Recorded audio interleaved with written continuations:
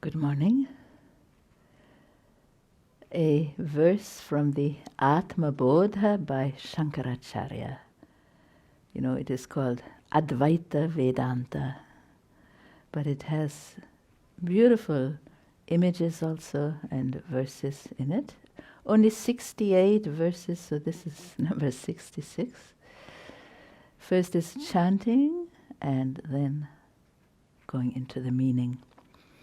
Om Shravanadibhiruddipta Shravanadibhiruddipta Jnanagni paritapitah Jnanagni paritapitah Jiva sarvamalan muktah Jiva sarvamalan muktah Svarnavadyo tate swayam Svarnavadyo tate swayam. I will show once more. Shravanadibhiruddipta Shravanadibhiruddipta Jnanagni paritapitah Jnanagni paritapitah Jiva sarvamalan muktah Jiva sarvamalan muktah Svarnavadyo tate swayam Svarnavadyo tate swayam. Together. Shravanadibhiruddipta Jnanagni paritapitah Jiva sarvamalan muktah Svarnavadyo tate swayam.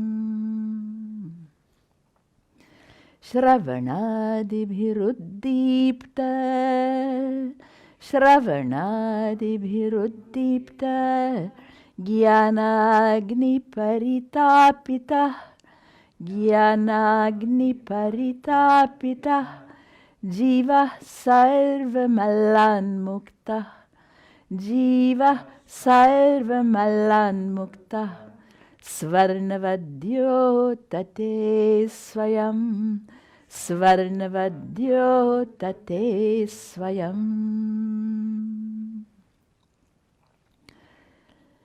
So Shravanadibhir is really Shravanadibhi.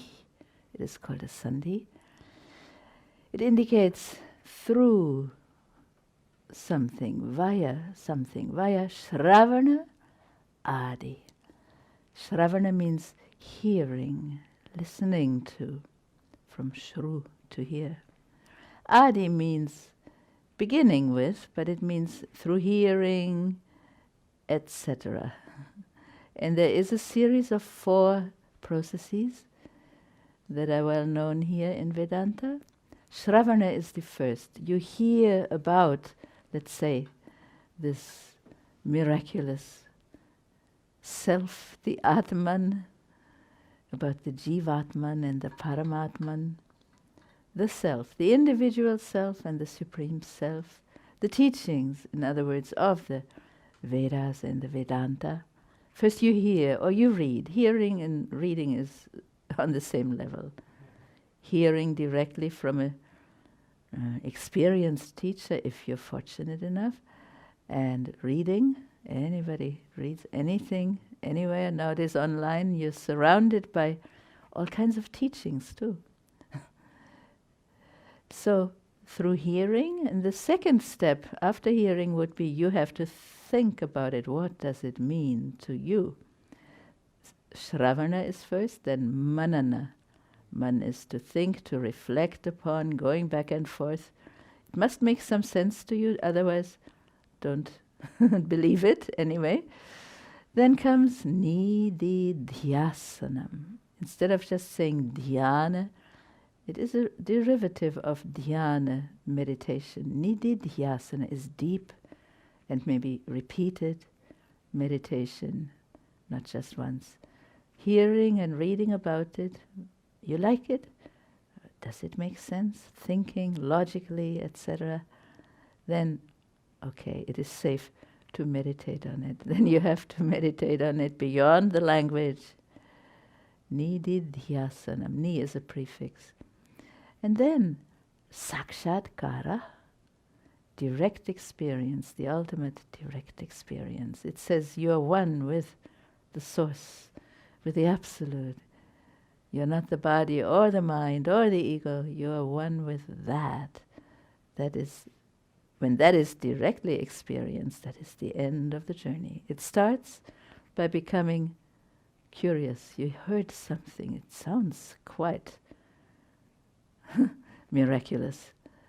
So then you hear further, you meditate, you think about it, you meditate on it, and you get, that is the path to direct realization, what is called jnana, So through hearing and the other stages, uddipta, kindled. Fire is kindled, right? And here this is the jnana agni. Jnana agni, a compound, it makes jnana agni by sandhi. The fire of knowledge. This is the direct experiential knowledge of the self, which includes, self-knowledge includes everything. Because self-knowledge is the final knowledge, and it is called a fire. How is that fire kindled again? Through having exposure. You hear about it, you think about it, you meditate on it, and you get the experience. That fire of knowledge, paritapita. Now the subject is going to be jiva, the individual soul, the spirit that we are living in this body. Individual soul is jiva, individual consciousness. Paritapita, when our soul is illumined through and through. Also, tap is the root in here. It means to shine, and it also means to heat, to heat and to burn. So when we are completely heated by that fire of self-knowledge, there is a simile coming up. Let us see in the last line. Sarva malan is sarva malat, mukta. The jiva, the soul, is mukta, liberated from all impurities. Mal is like we have words from Latin where mal also means impure and bad. So, sarva malan, from all impurities, liberated. How? Svarnavad, like gold. Gold gets purified in fire. Then any impurities that might not have been pure gold get melted out that way. And gold, of course, shines. So dyotate is a verb for shining. Swayam, automatically. It shines in its purest light after purification. Same way with our soul, our individual being, through the processes of study and meditation and direct experience, become purified from all ignorance, all misunderstanding, all negativity, all anything. Sarva malan mukta jiva. Jiva is the subject of the whole thing. The jiva, the soul, will shine automatically, swayam, by itself, like gold, when it is purified in fire. In our case, the fire is knowledge. That is an image you get in the Bhagavad Gita also a lot, the fire of knowledge. What does fire do? Again, it consumes something. It will consume all our imperfections, all our otherwise, what it is. Ignorance is the absence of true knowledge. So knowledge is then replaced by some nonsense. That is ignorance. Nonsense in the sense of is not the highest truth. Feeling we are the body, feeling we are the senses, feeling we are the mind, feeling we are the ego, even the intellect. It is all ignorance because we are actually the one supreme consciousness, and that knowledge is so powerful. And it shines, it overshines, that is not an English word, I'm sure. It shines more than all other experience. It is really final state. So Sanskrit says it so poetically. Let us chant it again. Om Shravanadibhiruddipta Jnanagni Paritapita Jiva Sarvamalanmuktah Svarnavadyotate Swayam. I can start with this word, jiva, the individual soul, individual self or consciousness. When completely illumined